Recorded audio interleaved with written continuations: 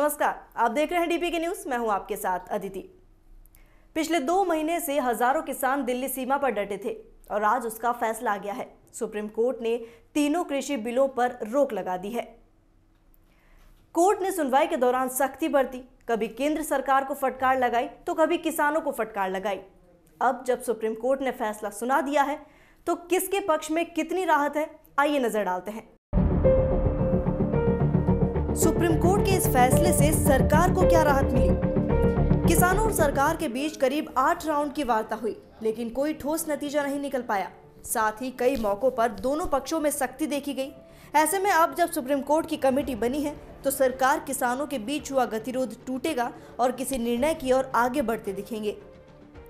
अदालत द्वारा बनाई गई कमेटी सभी पक्षों से बात करेगी, चाहे कानून समर्थक हो या विरोधी। ऐसे में अगर कमेटी द्वारा दी गई रिपोर्ट कानून के समर्थन में आती है तो सरकार का पक्ष मजबूत होगा। सरकार को बड़ा लाभ ये भी हुआ कि अभी कृषि कानून वापस नहीं लेना होगा, क्योंकि कमेटी अब लागू किए गए कानून पर विस्तार से मंथन करेगी, हर क्लॉज पर अपनी राय देगी। ऐसे में सरकार जिन संशोधनों की बात कर रही थी उससे भी काम चल सकता है। सरकार की कहां हुई किरकिरी? कृषि कानून का विरोध जब से शुरू हुआ है, सरकार इसका काउंटर करने में लगी रही। खुद प्रधानमंत्री ने भी किसानों को संबोधित किया और इन कानूनों को कृषि क्षेत्र का सबसे बड़ा सुधार बताया। लेकिन सरकार की दलील कोर्ट में नहीं चली और आखिरकार कानूनों पर रोक लग गई। सरकार ने किसानों को मनाने की कई कोशिश की, लेकिन बात नहीं बन सकी। अदालत ने भी माना कि सरकार इस मुद्दे को सुलझाने में विफल रही है। ऐसे में सरकार अपने दम पर आंदोलन को समाप्त नहीं कर सकी और अब पूरा मामला सुप्रीम कोर्ट ने अपने ही हाथों ले लिया। अदालत द्वारा बनाई गई कमेटी हर पक्ष से बात करने के बाद अपनी राय रखेगी। ऐसे में अगर कृषि कानून में खामियां गिनाई जाती हैं तो केंद्र पर इन्हें वापस लेने का दबाव बनेगा। किसानों को कहां मिली राहत? किसान लंबे वक्त से सरकार के साथ बात कर रहे थे, लेकिन नतीजा नहीं निकल रहा था। साथ ही किसान ऐसा संदेश नहीं देना चाहते थे कि वो सरकार के सामने झुक गए हैं।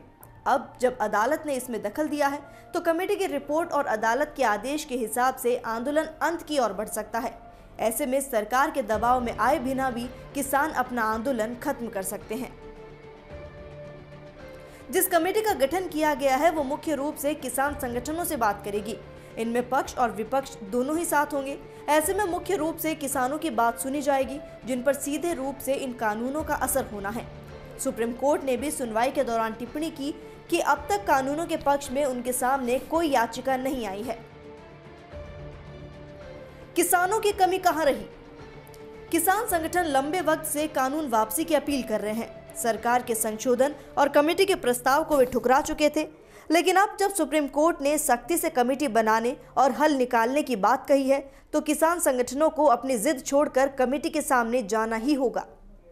कमेटी के सामने किसान पेश होंगे या नहीं, इसे लेकर किसान संगठनों में अभी एकमत नहीं है। ऐसे में अगर बड़े स्तर पर किसान संगठन कमेटी के साथ चर्चा करने में असहयोग करते हैं तो ये सरकार के पक्ष में जा सकता है, क्योंकि इसे निर्णय को टालने और अदालत का आदेश न मानने के तौर पर देखा जाएगा।